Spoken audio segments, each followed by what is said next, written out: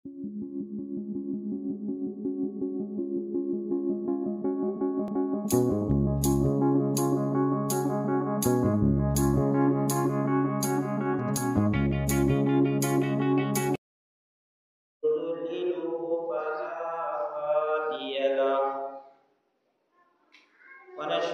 أن لا إله إلا الله وحده لا شريك له ونشهد أن سيدنا ومولانا محمدا عبده ورسوله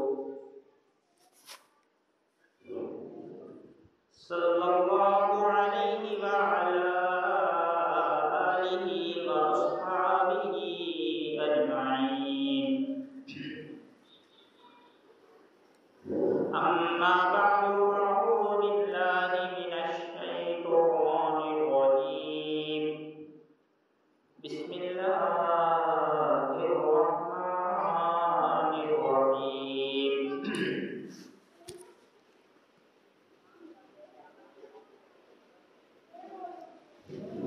أولم نعمركم ما يتذكر فيه من تزكى وجاءكم النذير فقال رسول الله صلى الله عليه وسلم هدينا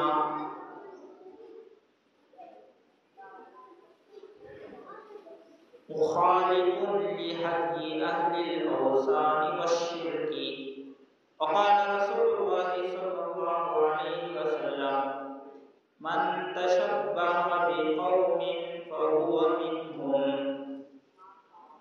أو كما قال رسول الله صلى الله عليه وسلم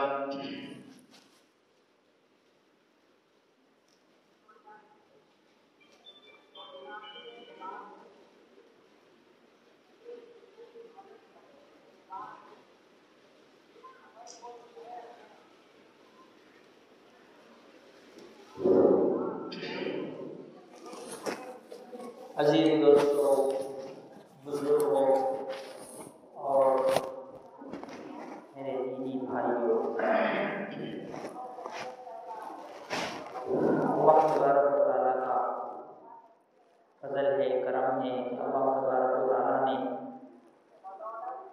कायनात का जो भी सिस्टम है वो अल्लाह ताला ने सिर्फ और सिर्फ हमारे फायदे के लिए पैदा किया है। यानी कायनात के अंदर जितनी भी चीज़ों को, जितनी भी तब्दीलियों को हम अपनी आँखों से देख रहे हैं और अपनी ज़िंदगी में भी हम तब्दीलियां देख रहे हैं। यानी एक तो बाहर की तब्दीली है जो दिन की शक्ल में, जो कभी रात की शक्ल में, कभी सूरज की शक्ल में, कभी चांद की शक्ल में, कभी महीने की शक्ल में, कभी हफ्ते की शक्ल में, कभी साल की शक्ल में, कभी सितारों की शक्ल में तब्दीलियां हम देख रहे हैं। बाहर की तब्दीली को एक तब्दीली हमारे अपने अंदर की है। इंसान भी तब्दील होते रहता है, इंसान भी बदलते रहता है। पैदा हुआ, बचपन की हालत थी, कुछ समझ में नहीं आता था, अच्छा क्या है, बुरा क्या है, क्या चीज़ खाना चाहिए, क्या चीज़ नहीं खाना चाहिए, किधर जाना चाहिए, किधर नहीं जाना चाहिए, क्या चीज़ हाथ में लेना चाहिए, क्या चीज़ नहीं लेना चाहिए, क्या चीज़ पकड़ना चाहिए, क्या चीज़ नहीं पकड़ना चाहिए, कौन सा नुकसान पहुंचाने वाला है, कौन सी चीज़ फायदा पहुंचाने वाला है, ये कुछ भी मालूम नहीं था। बचपन में हमारे माँ बाप ने हमें सिखाया है कि ये चीज़ तुमको नुकसान पहुंचाता है, सांप ये नुकसान पहुंचाने वाली चीज़ है, लिहाजा तुम सांप को हाथ मत लगाना और जहां सांप दिखे उससे दूर रहना। तो जब माँ बाप उसको समझाते हैं तो बच्चा होशियार हो जाता है और मौत तक उस वसीयत को याद रखता है कि ये बहुत बुरी चीज़ है, अगर इसके करीब मैं जाऊंगा तो मुझे ढस लेगा और मैं मर जाऊंगा। माँ बाप की बात बच्चा सुनता है। माँ बाप बताते हैं कि आग के करीब ना जाना, आग में हाथ डालोगे तो तुम्हारा हाथ जल जाएगा। तो उसका नतीजा ये होता है कि आदमी कब्र के गड्ढे में पहुंचने तक आग से बचते रहता है और कभी जो है गफलत में भी आग की तरफ नहीं बढ़ता। माँ बाप समझाते हैं तो बच्चा समझता है और अच्छी बुरी चीज की पहचान करता है। बच्चा पेशाब में खेलता है, माँ बाप समझाते हैं कि बेटा ये पेशाब है, ये गंदगी है, ये अच्छी चीज़ नहीं है, ये बदबूदार चीज़ है, इसमें खेलना नहीं चाहिए। बच्चा पैखाने में हाथ मारता है और उसी को मुंह में रखता है तो माँ बाप समझाते हैं कि बेटा ये पैखाना है, ये गंदा है, ये बदबूदार है, इसको हाथ नहीं लगाना चाहिए, इससे दूर रहना चाहिए। तो बच्चा जो है बड़ा होने के बाद और बड़ी उम्र में भी पेशाब और पैखाने से बचता है और लग जाए तो फौरन धोने लगता है। तो ये तब्दीली इंसान की जिंदगी में पहले बचपन की हालत में था, उसके बाद बड़ा हो जाता है, 7 साल का हो गया, 8 साल का हो गया तो उसके अंदर समझ-बूझ आ जाती है, अच्छी बुरी चीज़ों की समझ उसके अंदर आ जाती है और पहचानने लगता है कि ये चीज़ नुकसान वाली है और ये चीज़ नफ़े वाली है। फिर उसके बाद जवानी में कदम रखता है, फिर उसके बाद शादी हो जाती है, फिर उसके बाद बच्चे हो जाते हैं, फिर आदमी रफ्ता रफ्ता जो पहली हालत थी उस हालत की तरफ लौट कर आता है। पहली हालत यानी बचपन। बचपन कैसा था? यानी बचपन की जो हालत है वो कमज़ोर हालत है। बचपन में जैसे बच्चे को सहारा देने की ज़रूरत पड़ती है, उसको चलाने की ज़रूरत पड़ती है, उसको उठाने की ज़रूरत पड़ती है, उसको बिठाने की ज़रूरत पड़ती है, उसको चलाने की ज़रूरत पड़ती है, सहारे की ज़रूरत पड़ती है, उसको धुलाना पड़ता है, उसको नहलाना पड़ता है, उसको कपड़े पहनाना पड़ता है। ऐसे ही जब आदमी बहुत बूढ़ा हो जाता है तो फिर वही बचपन लौट कर आ जाती है कि आदमी बिल्कुल कमज़ोर हो जाता है, न चल सकता है, न बैठ सकता है, न उठ सकता है, न नहा सकता है और न खा सकता है। खिलाना पड़ता है, जैसे बच्चे को खिलाया जाता है, दूध पिलाया जाता है। तो इंसान के अंदर भी तब्दीली आ रही है और दुनिया में भी हम तब्दीली देख रहे हैं। बाहर की तब्दीली, दिन की तब्दीली, रात की तब्दीली, महीने की तब्दीली, हफ्ते की तब्दीली, सालों की तब्दीलियां, बदलते हुए साल हम देख रहे हैं। और उसी को लोग जश्न के तौर पर मनाते हैं। जश्न, साल जो है, एक साल गुजर गया, दूसरा साल आ गया, तो फिर इंसान पता नहीं इसके अंदर क्या जो है तब्दीली आ जाती है, जो 2018 31 दिसंबर को 2018 11:59 पे ख़त्म हो जाता है। तो 1 मिनट यानी हर आदमी, हर इंसान शिद्दत से इंतज़ार करता है कि वो घड़ी कब आएगी और जो है कब मैं जो है खुशी का इजहार करूँ। यानी 31st नाइट लोग मनाते हैं, हालांकि वो अपने मामूल के मुताबिक आ रहा है, उसमें कोई तब्दीली नहीं आई। जब से अल्लाह तबारक व तआला ने दुनिया को बनाया है, उस वक्त से साल आते जा रहे हैं, उस वक्त से हफ्ते आते जा रहे हैं, महीने आते जा रहे हैं, उसमें कोई तब्दीली नहीं हो रही है। लेकिन इंसान जो है खामखा 31st नाइट को जैसे ही 11:59 हो जाता है, तो फिर अजीब व गरीब हरकतें करने लगता है। अजीब व गरीब हरकतें इंसान करने लगता है, अपने आप को खो जाता है, अपने हवास को खो जाता है, अपने होश को खो जाता है और अपने आप को भूल जाता है, मैं क्या हूँ, मुझे क्या करना चाहिए। तो न्यू ईयर के नाम पर बहुत सारे लोग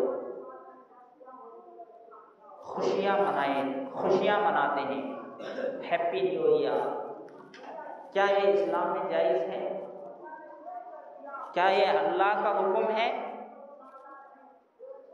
क्या ये हमारे नबी ने बताया है कि तुम न्यू ईयर बनाओ और एक दूसरे को हैप्पी न्यू ईयर कह करके मुबारकबादी दो, खुशखबरी दो, केक काटो और बाम्बुलू जलाओ और ग्रीटिंग कार्ड दे दो और अपने दोस्तों को मोबाइल के जरिए से SMS करो?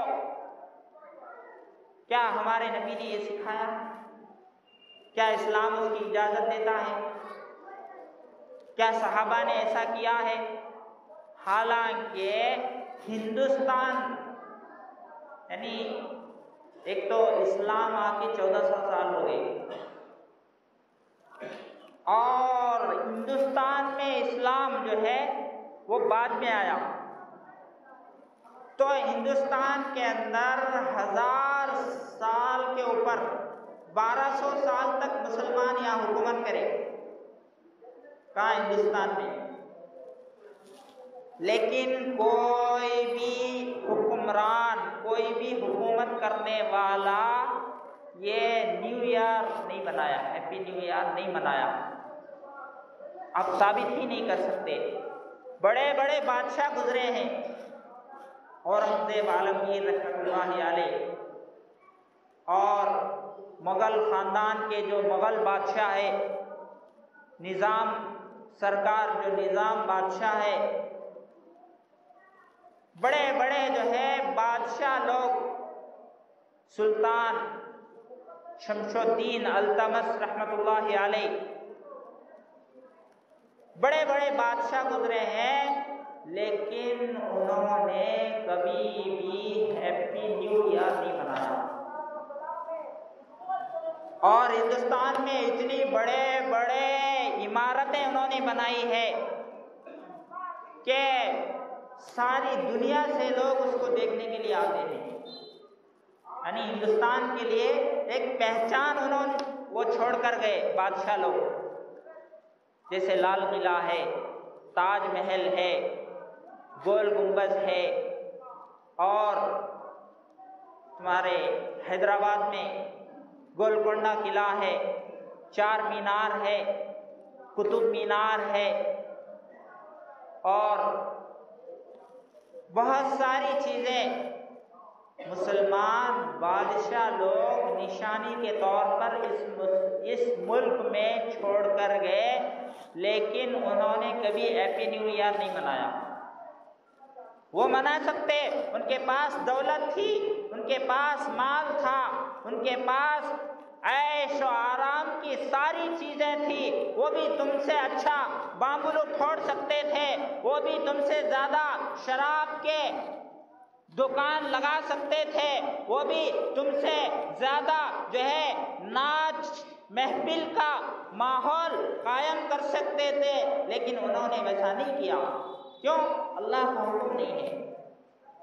अल्लाह का हुक्म नहीं है कि जो है तुम हैप्पी न्यू ईयर मनाओ, तुम जो है हैप्पी न्यू ईयर के नाम पर गुनाह करो, नाचो, गाने गाओ और अपने कमर को हिलाओ, अपने जिस्म को हिलाओ और अपना जो है जानवर जैसा सलूक करके दिखाओ।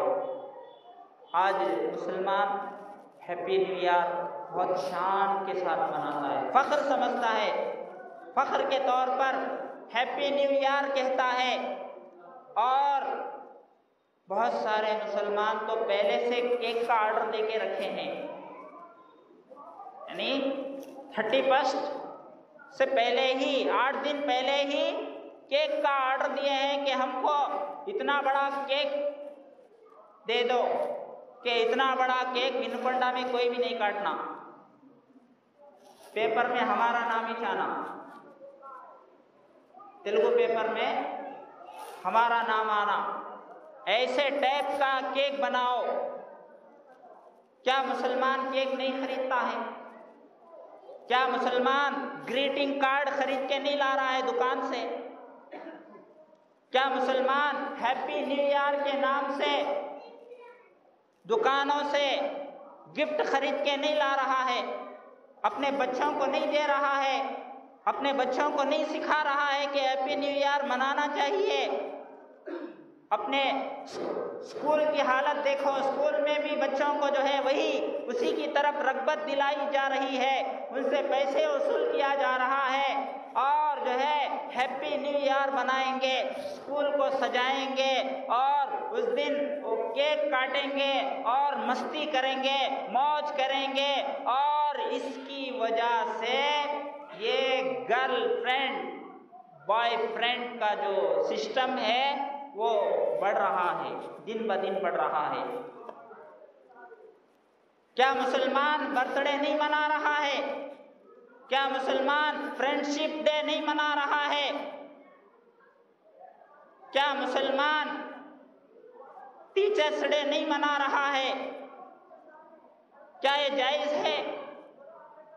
फ्रेंडशिप डे के नाम से, टीचर डे के नाम से, फादर्स डे के नाम से, parents day, birthday, new year day, ये पूरे डे उनके दिए हुए हैं। टीचर्स डे मनाते हैं लेकिन टीचरों का अदब नहीं, टीचर को जो चाहे बोल दो, टीचर को के साथ जो चाहे करो। क्या ये टीचर्स डे बनाने का मतलब है कि जो है टीचर के साथ बदतमीजी की जाए और बदतमीजी से उनसे बात की जाए और उनके मार को बर्दाश्त ना किया जाए? क्या ये टीचर्स डे बनाने का यही मतलब है? पेरेंट्स डे बनाने का यही मतलब है कि वालिदैन की नाफरमानी की जाए और उसकी खिलाफ वर्जी की जाए, उनकी बात को ना माना जाए और जो मर्जी में आए उसको किया जाए? तो आज सिर्फ वुमेन्स डे भी मनाते हैं लोग, औरतों का दिन। हालांकि सबसे ज़्यादा औरतों को नंगा करने वाले यही लोग हैं। देखिए आप चौराहों पर, चौरास्तों पर कौन लगा रहे हैं पोस्टर? क्या मुसलमान लगा रहा है? टीवी में औरतों को आधे कपड़े पहनाकर ऐड कौन दे रहा है? क्या मुसलमान का किसी मुसलमान का टीवी चैनल है? बाजारों में बेहयाई कौन फैला रहा है? कौन जिना को फैला रहा है? शराब को कौन फैला रहा है? ये सब मगरिबी तहजीब है जो हमको गुनाहों में फंसाना चाहते हैं, हमको अल्लाह के हुक्म के खिलाफ गलत रास्ते पर ले जाना चाहते हैं। लेकिन मुसलमान उसको नहीं पहचान रहा है। हर गैर मुस्लिम का तरीका मुसलमान बहुत खुशी के साथ, बहुत शान के साथ मना रहा है और उस पर फख्र महसूस कर रहा है। तो ये friendship day, teachers day, lovers day, Valentine day, ये सब किसके दिए हुए हैं? उन्हीं के दिए हुए हैं। वुमेन्स डे मनाते हैं और जब ये औरतों को बाहर निकाले कि ये औरतें भी जो है मर्दों के बराबर है, ये पीछे नहीं रहना चाहिए, ये बाहर आना चाहिए, और उनका मकसद ये है कि जो है हम जब अपने काम पर रहेंगे तो हम औरतों को नहीं देख सकते। हम काम पर रहेंगे, जॉब पर रहेंगे तो हम औरतों से दूर हो जाएंगे। अब ये उनको बर्दाश्त नहीं हुआ, इसलिए जो है उन्होंने एक नारा लगाया कि जो है औरतों को आज़ादी देना चाहिए, औरतें भी मर्दों के बराबर है, लिहाजा ये भी जॉब करना चाहिए। तो जॉब के नाम पर उनको बाहर निकाला और ऑफिस में जब तक वो रहे उससे मज़ा लेते रहे, उसको देख करके, उससे बात करके, और जो भी जिस तरह से भी औरत से लज्जत हासिल कर सकता है करने के लिए उस नाम पर आज़ादी, औरतों की आज़ादी के नाम पर इन्होंने औरतों को बाहर निकाला है। और सबसे ज़्यादा कम तनख्वाह औरतों को देते हैं मर्दों के मुकाबले में। अगर वाकई औरत की तुम्हारे पास कदर और कीमत है तो फिर मर्दों से ज़्यादा उसको तनख्वाह दो, इसलिए कि तुम ही कह रहे हो कि लोग यानी मुसलमान जो है औरतों के साथ जुल्म कर रहा है, तो तुम कहते हो कि हम औरतों को बराबरी का हुकूक दे रहे हैं, तो फिर औरतों को ज़्यादा तनख्वाह दो। नहीं, मर्दों को ज़्यादा तनख्वाह देंगे और औरतों को कम तनख्वाह पर नौकरी पे रखेंगे और बोलेंगे वुमेन्स डे मना रहे हैं हम। क्या ये समझ में आता है? तो ये जो न्यू ईयर मनाते हैं ये बिल्कुल शरीयत के खिलाफ है।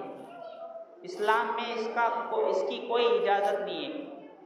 इसलिए जो है उस रात में 31 दिसंबर को चाहिए कि हम हर तरह के खुराफात से बचें। वो रात में 17 अरब डॉलर एक जो है एक तहकीक के मुताबिक एक अंदाज़ा लगाया गया है, उसमें जो है 17 अरब डॉलर 5 मिनट के अंदर शराब पी जाती है पूरी दुनिया में। 17 अरब डॉलर रुपए खर्च किए जाते हैं 31 को, और 31 के दिन 600 अरब डॉलर डीजे पर खर्च किया जाता है, म्यूजिक पर खर्च किया जाता है, नाचने पर खर्च किया जाता है, डांस पर खर्च किया जाता है।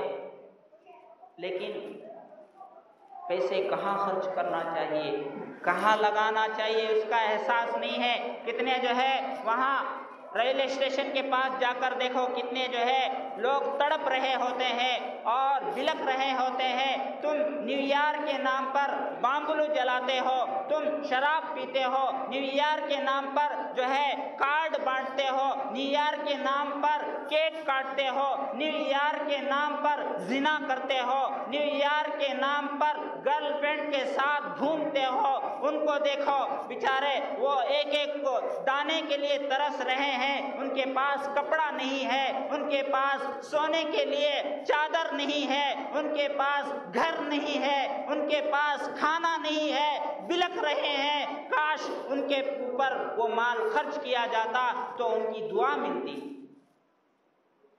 हॉस्पिटलों के अंदर जाइए, वहां दवा के लिए लोग तरस रहे हैं और बीमारी का इलाज करने के लिए उनके पास पैसा नहीं है और बिलख रहे हैं, रो रहे हैं कि हमें कोई जो है हमारा इलाज कराए, हमारे दवाओं का पैसा दे दे। अगर वो पैसे वहां खर्च किए जाते तो उनकी दुआ मिलती। वहां खर्च नहीं करेंगे, गरीबों में खर्च नहीं करेंगे, माल को उड़ाएंगे, मौज करेंगे, मस्ती करेंगे। और याद रखो अल्लाह तबारक व तआला माल दिया है, जवानी दिया है, जिंदगी दिया है तो इसके बारे में जरूर पूछेगा। आज देखो कितने मुसलमान डांस अपने शादी में डांस रख रहा है, डीजे रख रहा है, छिनालों को बुला रहा है, छिनालों के ऊपर 5-5 लाख खर्च कर रहा है। शर्म नहीं आती क्या? इसीलिए तुमको अल्लाह ने माल दिया है कि तुम जो है नौजवानों को शराब पिला करके तुम्हारे शादी में नचाओ और छिनाल को बुलाओ, गंगी नैनी जो है शादी खाने के अंदर वो तुम्हारी शादी हो और सारे मर्द और सारी औरतें जो है तुम्हारी बेहयाई को देखे और जो है वो अपने जहन में ये तसव्वुर बनाए कि हमें भी ऐसी शादी करना चाहिए। मेरे दोस्तों, इसलिए हमें चाहिए कि हम ऐसे कामों से रुक जाए जो शरीयत हमको मना करती है। ये साल यानी नया साल शुरू हो रहा है तो आदमी अपना हिसाब ले, आदमी अपना हिसाब ले कि मैं जो है गुज़िश्ता साल कितना अच्छा था, गुज़िश्ता साल मुझे क्या करना चाहिए था, क्या नहीं करना चाहिए था, गुज़िश्ता साल मैंने माँ बाप को बहुत सताया है, आइंदा साल यानी ये नया साल आ रहा है तो मैं अब से ये इरादा करूँगा कि मैं कभी माँ बाप को नहीं सताऊँगा। गुज़िश्ता साल मैं बेनमाजी था तो ये साल नया साल आ रहा है, फिर मुझे जो है आइंदा साल ज़िंदगी मिलेगी या नहीं मिलेगी, मैं आज से नमाजी बन जाऊँगा। गुज़िश्ता साल मैं झूठ बोलता था, इस साल झूठ नहीं बोलूँगा। गुज़िश्ता साल मैं शराब पीता था, इस साल मैं शराब नहीं पीऊँगा। गुज़िश्ता साल मैं गाने सुनता था, गुज़िश्ता साल मैं सिनेमा ज़्यादा देखता था, इस साल मैं सिनेमा नहीं देखूँगा। इस साल मैं गाने नहीं सुनूँगा, इस साल मैं छिनालों की महफिल में नहीं जाऊँगा, डांस की महफिल में नहीं जाऊँगा, गुनाहों की महफिल में नहीं जाऊँगा और मैं नेक बनूंगा। ये इरादा करने के लिए नया साल आता है। ये नहीं है कि जो है शराब पियो, मौज मस्ती करो और केक काटो और जो है तरह तरह के खुरापात करो और गर्लफ्रेंड को लेकर के जो है बाजार का तमाशा बन के फिरो। आज मेरे दोस्तों, मुझे बहुत अफसोस के साथ कहना पड़ता है कि हमारा लिबास गैरों जैसा, हमारा रहना गैरों जैसा, हमारा तरीक़ा, हर चीज़ गैरों जैसा हो गया है। क्या हम यहूदियों के टी शर्ट पहन को नहीं फिर रहे हैं? क्या हमें इस्लामिक लिबास पसंद है?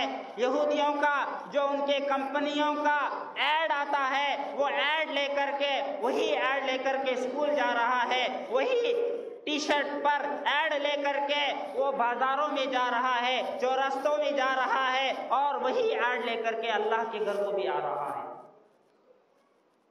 क्या ये जायज़ है? और ऐसे ऐसे कपड़े यानी जीन्स पैंट ऐसा निकल गया है कि वो बिल्कुल कमर के ऊपर तक आता ही नहीं, कमर के नीचे ही रहता है। जब ये सजदे में चला जाएगा तो नीचे सरक जाएगा, तो उसका पेंदी दिखेगा, तो उसका सतर गोया के खुल जाएगा। और नमाज की हालत में जिसकी सतर खुल जाती है उसकी नमाज नहीं होती। और पैंट इतना टाइट पहनता है गोया के उसके पैरों पर कोई कवर चढ़ा दिया गया हो। क्या ये ऐसा पहनने की इजाजत है? टाइट कपड़े पहनने से इस्लाम मना करता है, जिससे तुम्हारा हर पार्ट नजर आए, तुम्हारा पीछे का हिस्सा नजर आए, सामने का हिस्सा नजर आए, तुम्हारी बॉडी नजर आए। ऐसे कपड़ा नहीं पहनना चाहिए। मर्द तो मर्द, औरतों का भी वही हाल है। औरतों के कपड़ों पर क्या बोला जाए।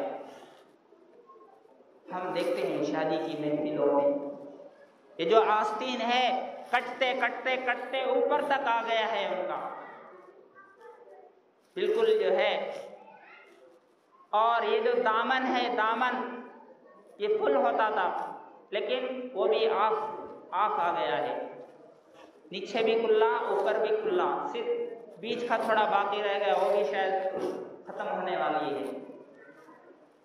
और औरतें ऐसा बिल्कुल पतला बारीक लिबास पहन रही है कि देखने में कपड़े पहन रही है लेकिन नंगी है, यानी उसके पार्ट्स उसमें से नजर आ रहे हैं कपड़े के अंदर से। तो हमारा कल्चर, हमारा तहजीब, हमारा उठना, हमारा ओढ़ना, हमारा पहनना, हमारी शादी, सब के सब हमारे ईद जो है गैरों के तरीके पर हो रहे हैं। क्या इस्लाम यही सिखाता है? क्या गैर मुस्लिम कभी जो है रमज़ान ईद मनाया है? कभी गैर मुस्लिम क्या हम कुर्बानी करते हैं तो हमारी तरह वो कुर्बानी किया है? क्या वो शबे बारात मनाया है? क्या वो शबे कदर मनाते हैं? हमारा कोई तरीका उनको पसंद नहीं है, लेकिन हमको उनका हर तरीका पसंद है। उसके बगैर हम जी नहीं सकते। इसलिए मेरे दोस्तों, ज़रूरी है कि हम गैरों के तमाम तरीक़ों से बचें। कोई भी तरीक़ा हो, हम गैरों की मुखालिफत करें, गैरों के ईदों में शामिल ना हो।